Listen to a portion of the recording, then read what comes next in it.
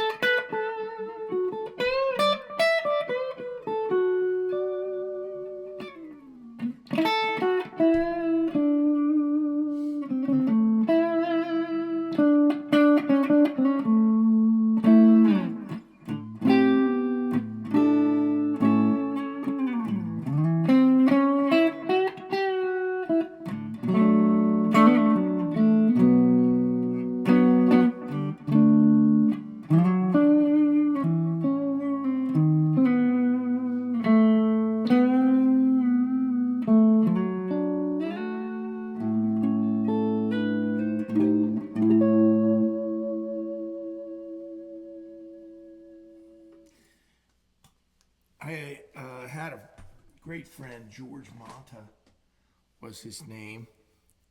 Some of you might remember him from Watchung Hills High School. He was a teacher there, history teacher.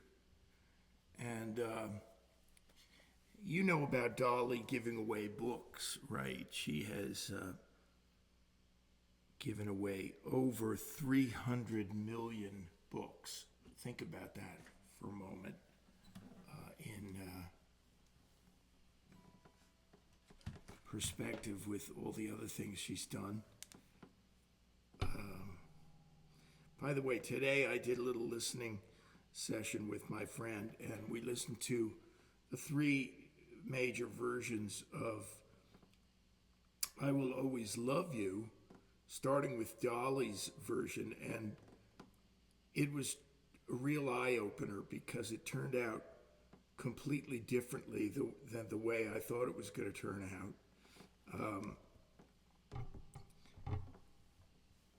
I had a less than fond remembrance of Linda Ronstadt's version and a more than fond remembrance of Whitney Houston's version, which I didn't really care for this time around. It was kind of too hysterical, especially with the big bombastic ending at the end with the modulation, which Dolly didn't do. Her version was nice, and, you know, she has that talking section in it, which is a little cornball, but, you know, she's allowed. That was like a lot of her songs, probably almost all of her songs, that was just written from real life.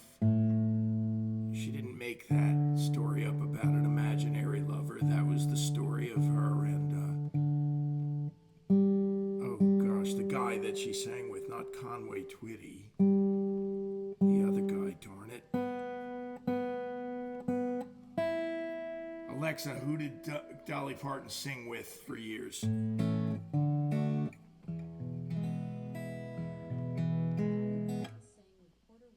Porter Wagner.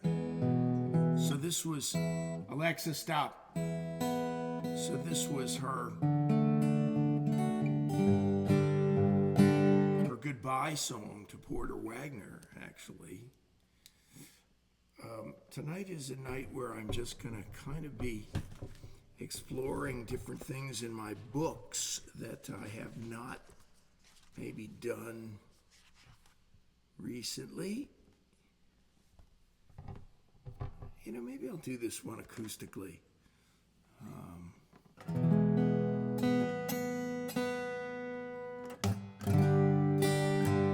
A little shuffle in honor of Jimmy Reed. But I have to finish my story. I'm losing my train of thought here. My friend George interviewed Dolly at the Arkansas State Fair. She was not from Arkansas, but she went to the state fair every year for something like 35, 40 years with her husband, Carl. And to my friend's surprise, she was not recognized at the fair. She didn't have the wig, the makeup, or the clothes on. And she told my friend George, I've been coming to this fair for 30-some years, and she said, I have never been recognized here. Never been recognized in 30 years.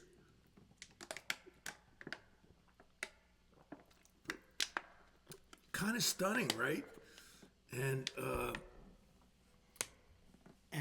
what's her hallmark, her trademark? Her trademark is personal honesty, and what you see is what you get. But what you see when you saw Dolly was not what you got, but it wasn't real.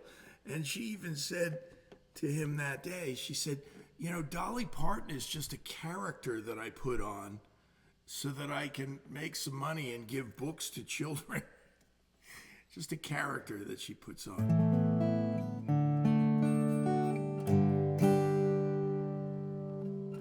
Now, you know, life is paradoxical, and she was real, even when she was made up to be a character. But the point is well taken. Baby, play me some Jimmy Reed. I said, baby, play me some Jimmy Reed. Put his records on the box. Tonight is everything we need. Baby,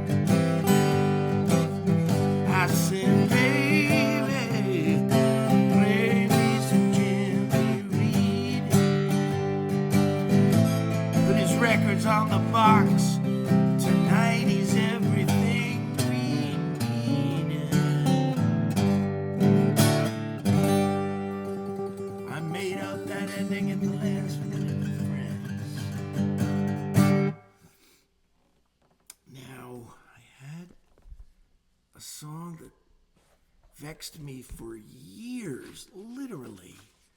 Bob Zaleski will be interested in this as a fellow songwriter. He has songs like this. Every songwriter has songs like this. And it just was this puzzle that did not fit together, but I never gave up on it. I liked it too much, and I just kept, tinkering with it. It's not a good sign, really, when a song doesn't come out quickly. Usually, good songs write themselves, as the great Hoagie Carmichael said. Come on.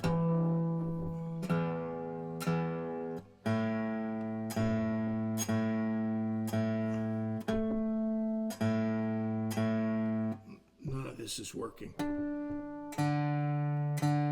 Okay, that's the first string that worked.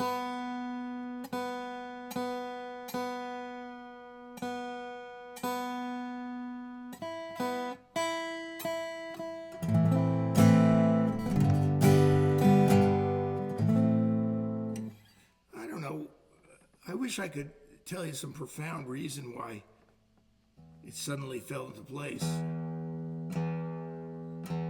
but there isn't any. One time I was writing a song called Lights Along the River, and I couldn't get that to work, and I even played it in concert, and I never liked it that much. And then one night I came back from the recording studio, and I got the person in mind. I got the protagonist in my head and walked around my kitchen in Watchung for a couple of hours, and I could suddenly see and hear him.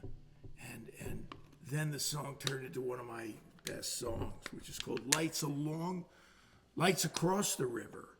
It was Lights Along the River, and it was wishy-washy, and it was impressionistic. There's very few times impressionistic songs work. There are times, but it's few and far between. But John Gardner, the great writer and great writing teacher, has 3 books that every creative writer should know about. On Becoming a Novelist, The Art of Fiction, which is the best of the 3, and On Moral Fiction, which is the most controversial and least kind of instructive of the 3. It's more like a treatise.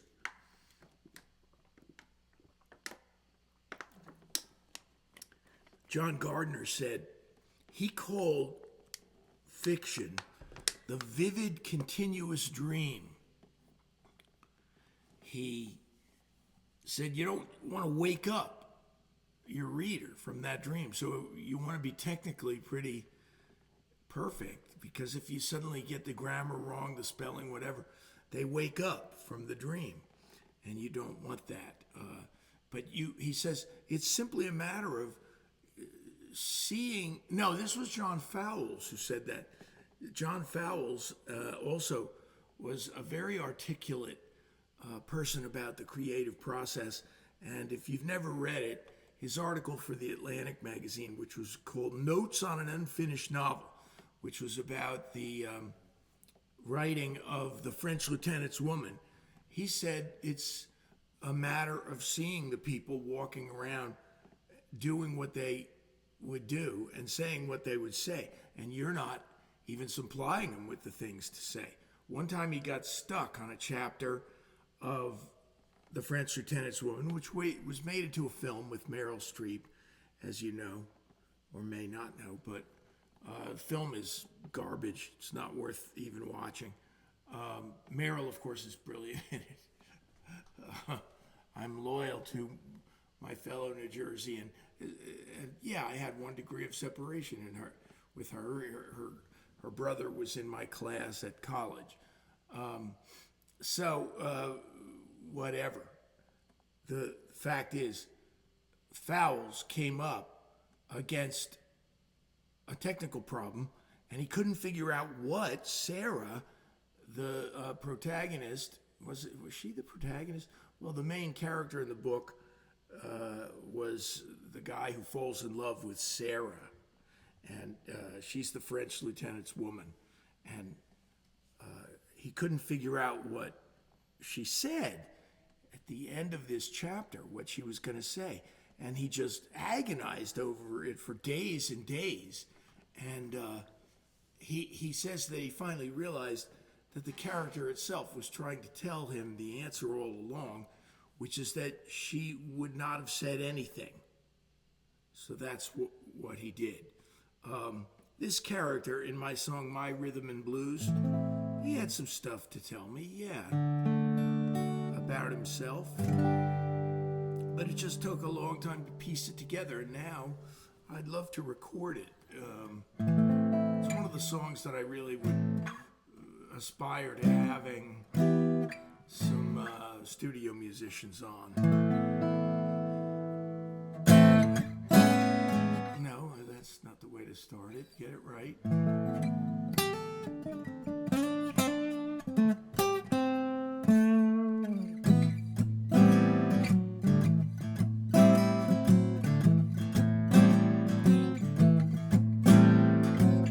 Living behind a face mask, I work a construction job.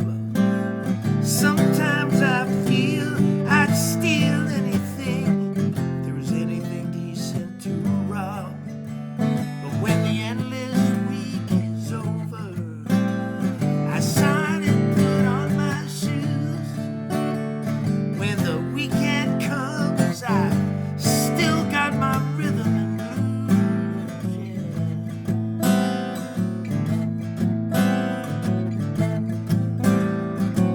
62 Super Reaver, sunburst and righteous guitar. Friday the boss put me down as a fool, but on Saturday night I'm a star. And I sing like I realize it, and I play like I paid some dues. When the evening comes, I still got my rhythm and blues.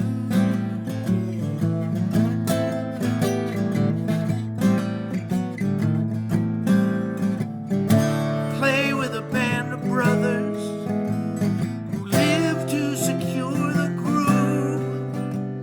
From where I stand, in the smoke and the noise, I can see the people move. I can see my baby move.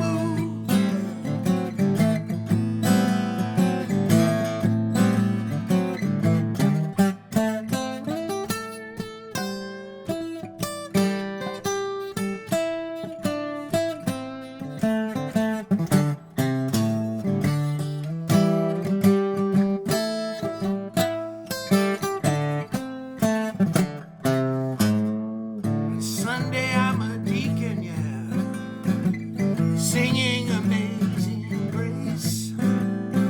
I play guitar like I'm ringing a bell, but I always wear my Sunday face. And when I say amen, I mean it. Before I proclaim the good news on Saturday night, I've still got my rhythm and blues.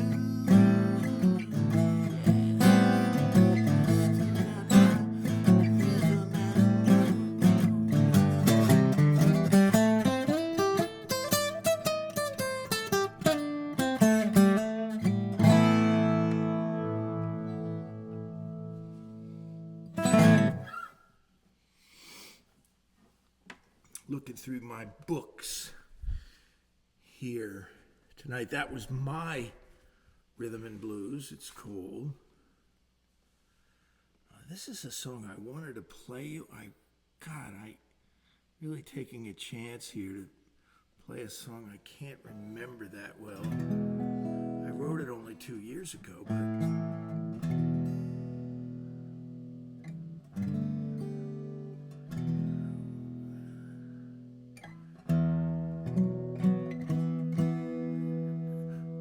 little man told me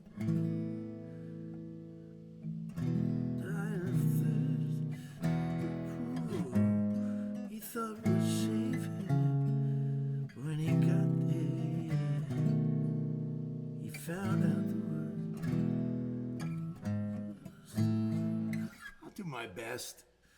I'd like you to hear it and tell me what you think of it. Thanks, by the way, to Melinda this week. Thanks to Bob. Thanks to Marty, always. Appreciate those of you who step up and support the show. I'm not going to go into my big sob story about how YouTube has destroyed my ability to make money off of my own songs. You get the picture. I met an old man who told me a story. He'd been out in the desert, dying of thirst. He crawled to a pool he thought would save him, but when he got there, he found out the worst. It was just a mirage. It was just an illusion. It wasn't real, just a shadow of blue. It was here like a dream, then gone in a moment, and it faded away, the way dreams often do. When I first met you, I blessed my good fortune. After so many years of being alone, but my hopes were misplaced. I felt like someone had thrown me a lifeline, but my hopes were misplaced, and I sank like a stone. It was just a mirage. It was just an illusion. It wasn't real, just a shadow of blue. It was here like a dream and gone in a moment, and it faded away the way dreams often do. Watch out for sleight of hand. It's not real, it's deception.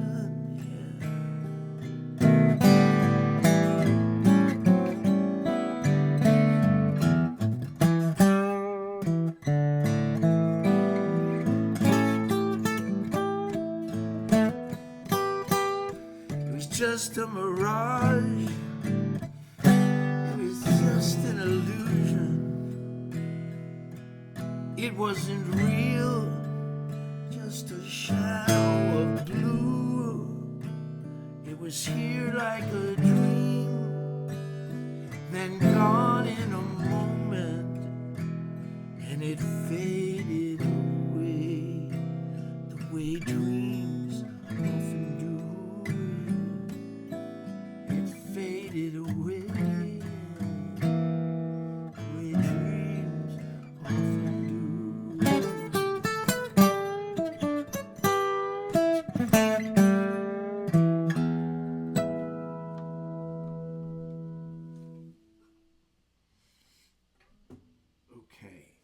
Now, there is a song I wrote only a couple of weeks ago, and it's been haunting me because it's true. It's true. And it's not only true about one person. This was really taken from real life. A fair weather friend of mine, but the fair weather lasted for like 30 some years. And then as soon as I had some difficulties, this friend disappeared. And I realized there's more than one of these people out there. So, yeah.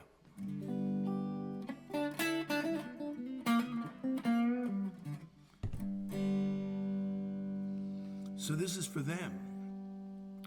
it's addressed to them. In My Hour of Need, I wrote it a couple of weeks ago, and I'll get it right for you.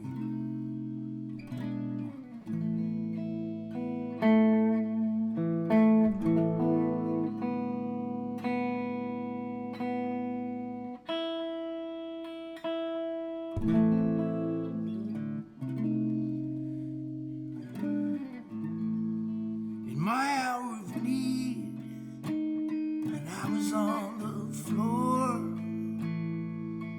when I was crawling for the door, when I was lower than the ground, in my hour of need, you could not be found. When I lacked the strength to reach out to you, I guess you took that to mean that we were through.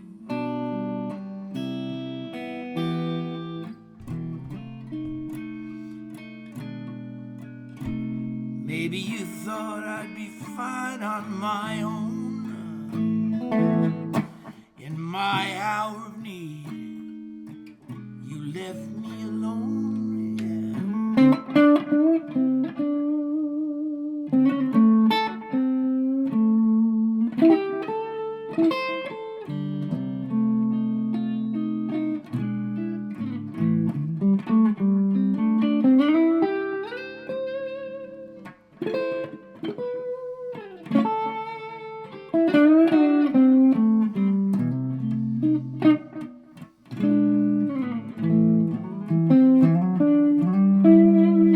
My hour of need, when I needed a friend, when my broken heart hadn't even started to mend, you were far out of reach, when I couldn't stand in my hour of need, when I needed a hand.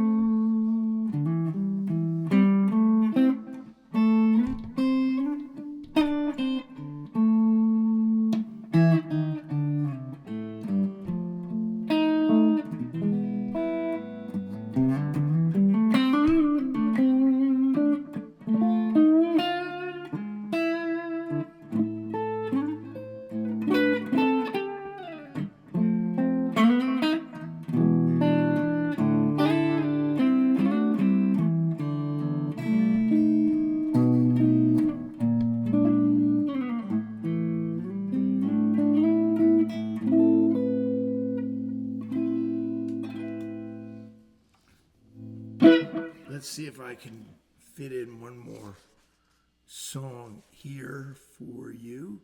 Yes, I wanted to do this, another recent song, just a couple of weeks old.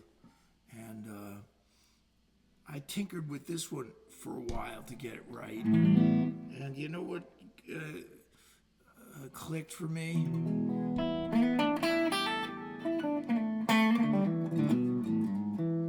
Is that when I started it on the 4 chord, so every blues is like this, you know, and this, and so I started it on this chord. And thank you for listening, and I'll catch you next time after I do this. It's called The Sky's on Fire. The sky's on fire. Look how the sunset paints the sky. The sky's on fire. Look how the sunset paints the sky.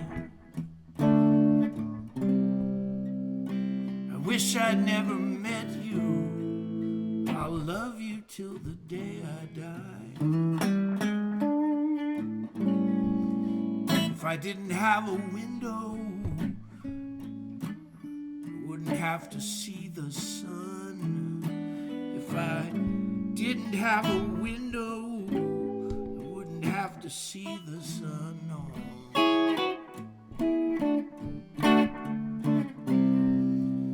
If I have to leave my lonely room, I'll wait until the day is done.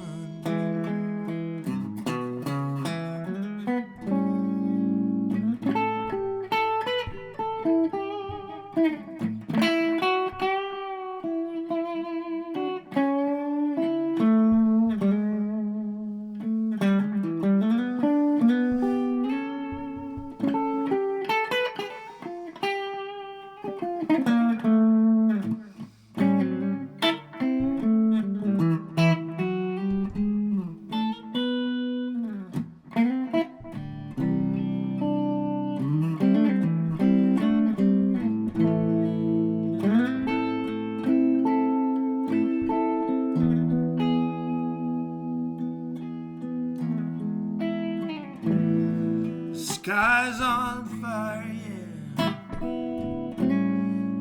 with every color ever known.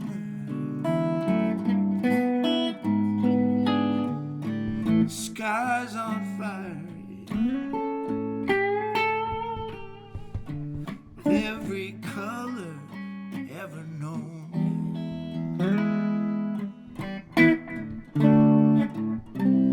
But what's so beautiful tonight, tomorrow will be gone.